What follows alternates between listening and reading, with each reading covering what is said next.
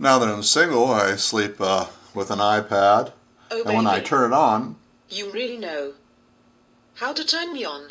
I get that. And I also watched a tag vid by SeaInsideHer.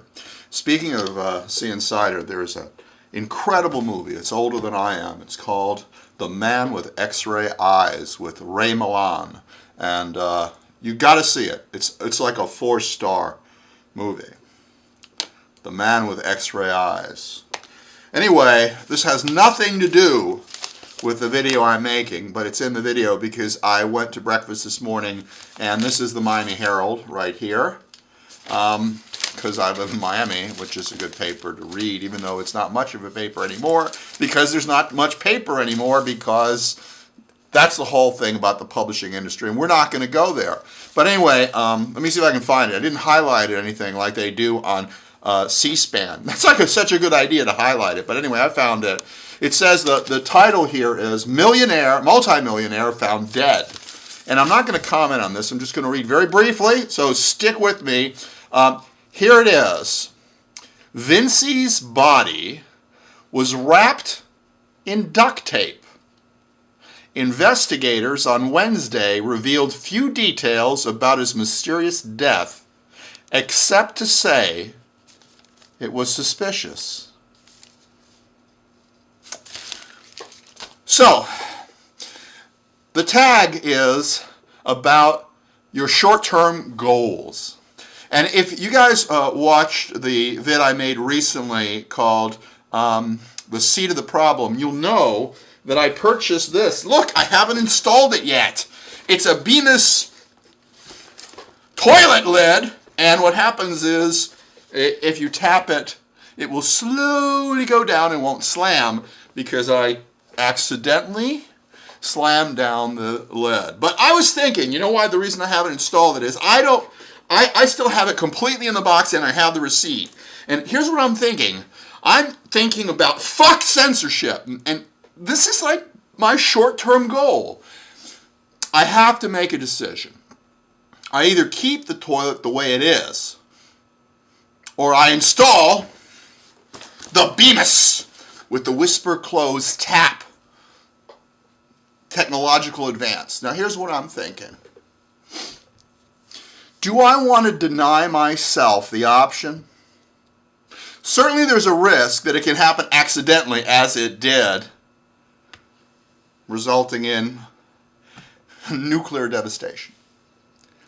But it is a form of self-expression. I mean, let's take a look at it. Men, in general, are not good at verbalizing. I mean, I'm talking about real men. Not folks like Got That Funk or Tattoo Skin 72 or Amendum or The Laughing Out. They're not real men because they're not afraid of expressing themselves, although be it in various different ways. But real men grunt and walk around, and what do? They slam doors. They slam toilet seats. And they drop heavy objects like books and bowling balls. They make noise.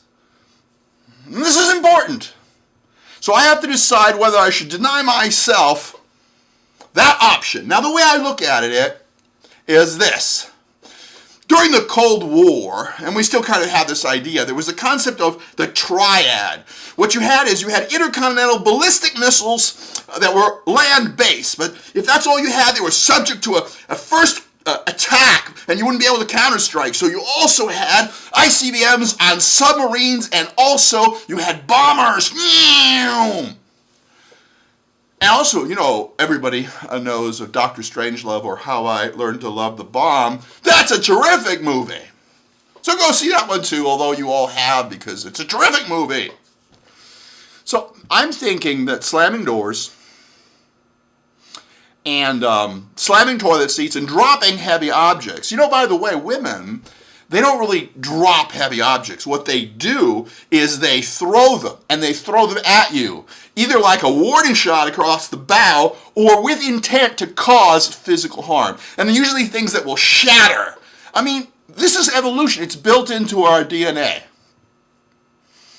Okay, so my first short-term goal is to decide whether to return the Bemis,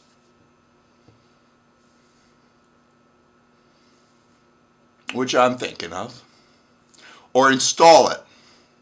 If I return it, then I will have a triad.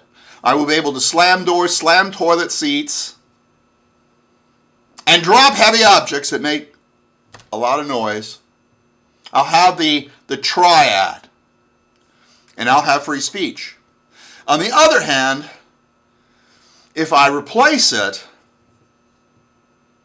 then I will deny myself one avenue of free speech, but I will also have a fail-safe, because certainly, accidentally, in the middle of the night, you can tap that toilet seat and it could slam down and boom, you're out of a relationship like that. That's number one. Number two, I recently purchased, and I'll have it tomorrow, a flip cam just like the one David, the YouTube artist formerly known as VB, has. The same. Now, my initial interest in purchasing this was I was going to, a student mentioned it. I have these statements on my website about how great my educational videos are. People send them in, and she said, "What, you're making videos. You should video people saying this on campus, because I run into people saying, 'Hey, that was really great, Rich,' and just have a small camera and video it." So, and I thought that's a brilliant idea, and yeah. And then she gave me an iPad case. I think I mentioned this, but hang on, I'll be right back. I have pants on. Okay, I don't know. This is not really related to the video, but well, the iPad case is up there. But see, I got this case. I think I might have showed you this. This is my DSL case. But I got something else to show you here. You see, it's perfect. Okay, but I know this has nothing to do with the video, but yeah. Also, yeah, I'm kind of cheap, I guess, but this over here, I got this for $3.95. This over here is my iPad stand when I'm not using my book stand for tutoring.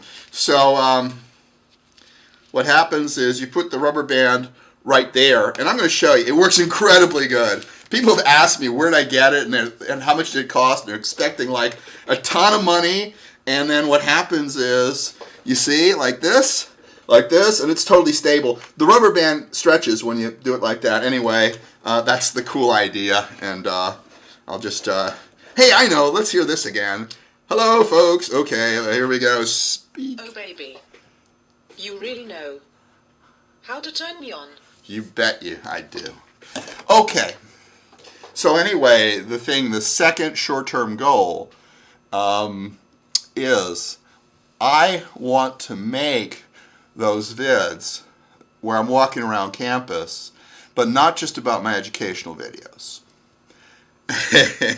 The camera I got, will work just great for doing something else. What I want to do is interview hot chicks with perky big breasts.